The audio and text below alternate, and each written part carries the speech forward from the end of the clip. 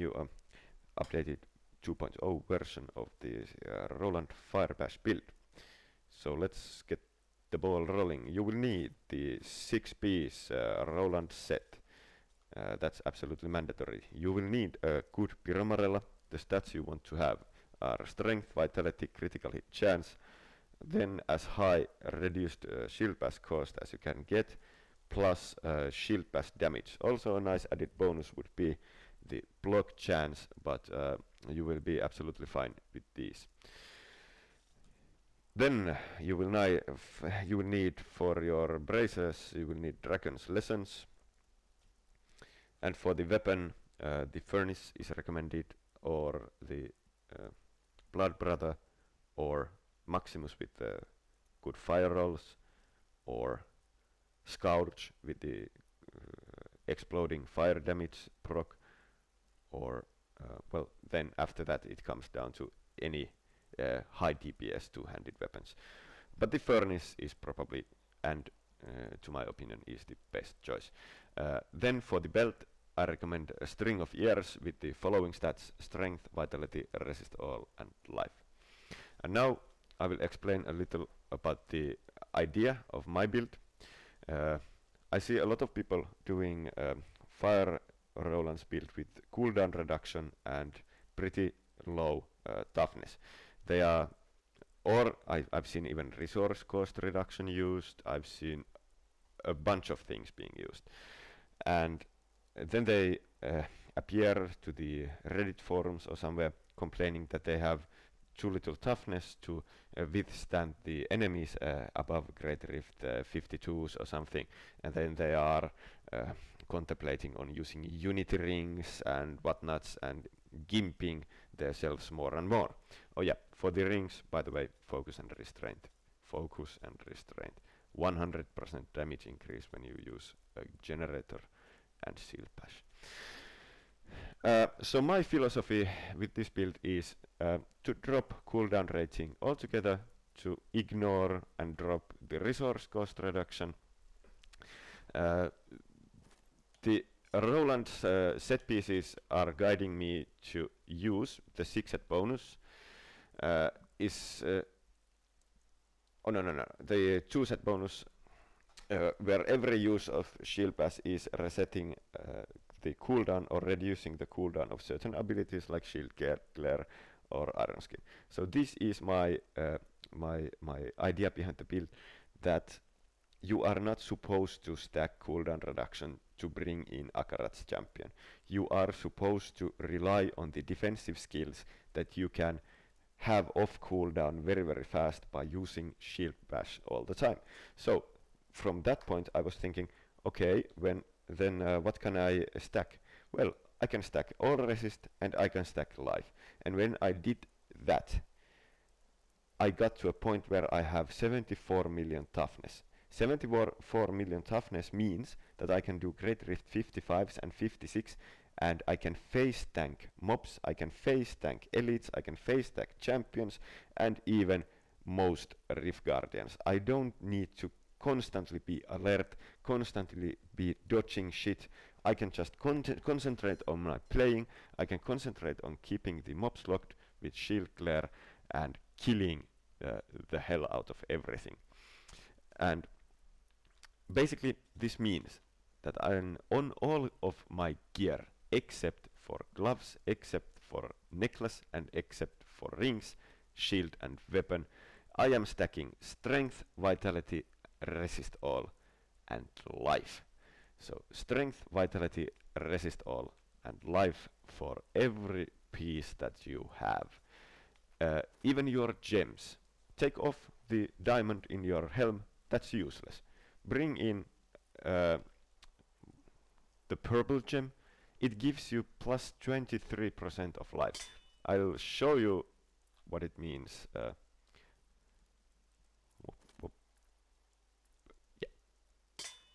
Whoop. Okay, there. Strength, armor, Roland's Visage. Going in for the one with the gem on it, the life. Poof.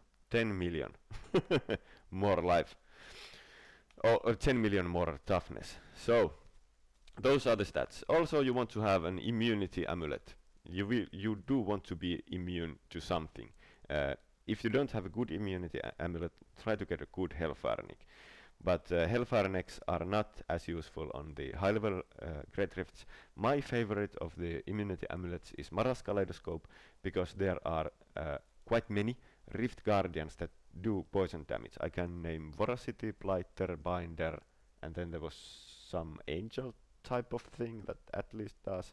So that's four from the top of my head. Oh, and the new Rat King boss, Hamelin. So that's 5. Yeah, and basically with all of those guardians, it's just, you know, press down your shield pass and keep on rocking. You can face tank them because they will be healing you. So that's why Mara's Kaleidoscope is probably the best amulet, at least for me. Okay, so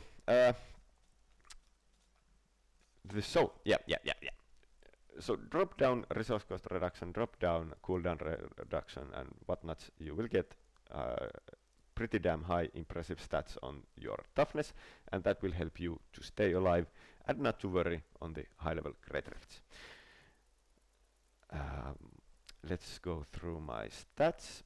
So here we are, strength, blah blah blah blah blah blah. Important things: bonus damage to elites 46. This is coming in from my furnace. Attacks per second, attack speed. Attack speed is quite nice with the Roland's. Critical hit chance 58.5 and critical hit damage 472. I know I should try to get this up, and I'm trying to find a little more of it to my rings. Cooldown reduction 10%. This is coming in from the Paragon points, so I have absolutely zero added cooldown reduction. Shield bash damage 61%. Resistances, I have all resist 1130, and somewhere in my gear I have a little bit of cold resistance, so that's why the cold resistance is higher. Crowd control reduction, missile melee. So this is my string of ears here, the belt giving me 29%, 1/3 of all melee. That's very useful. And maximum life 1.2 million. Total life bonus plus 78. Life per kill, life per hit, and these are the ones I'm using to heal, plus the Molten Wildebeest Gizzard. For the gems, I am using Molten Wildebeest Gizzard, Esoteric Alteration, Bane of the Trapped, and Esoteric Alteration. So Bane of the Trap is the only damage boosting gem I have. Esoteric Alteration is the non-physical damage reduction. This coupled with the string of ears that does minus damage from melee gives me a pretty good solid mitigation base. And then Bane of the Trapped, self-explanatory damage boost. For your gloves, you will of course want to have as high critical hit chance and critical hit damage. The same goes for your necklace and your rings, and focus and restraint is my choice here.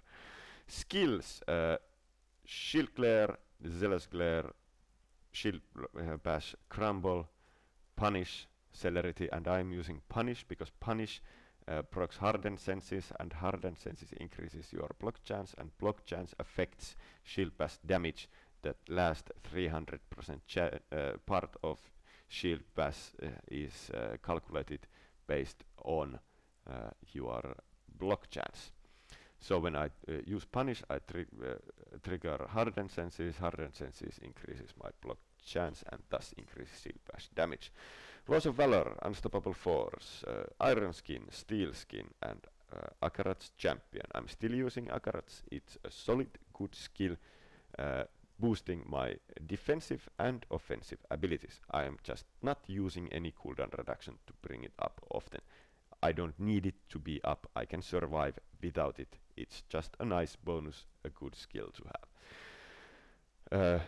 Passives, Indestructible, Finery, Towering Shield, and Heavenly Strength. So, this is my build. This is what I'm using to advance on Great Rift 55s, 56s, and so forth. Please check my channel for my clear videos if you want to see the gameplay. I will put a short clip here showing you off what does it look like in a level 55 Great Rift. And that's all, folks. If you are using any other combination of stat priorities, please give this some consideration. Don't voluntarily gimp yourself by using the wrong stats.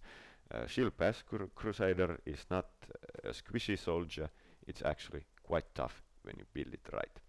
Oh, yeah, and for the group play, I've been off-tanking Great Rift 63s and 64s, so within groups you will be taking, with this build, you will taking the role of an off-tank. Witch Doctor is tanking the main mobs, keeping them stun-locked and all that, and you will be taking care of the strays. You will be stun-locking the strays with your shield glare and killing them, and you will be providing a big chunk of DPS on the champions, elites and Rift Guardians. So when there's a champ pack up, you will be concentrating on it. When there is strays coming in from somewhere trying to kill your wizard or your demon hunter, you will be taking care of it. And that's all, folks. Thanks for watching, and goodbye.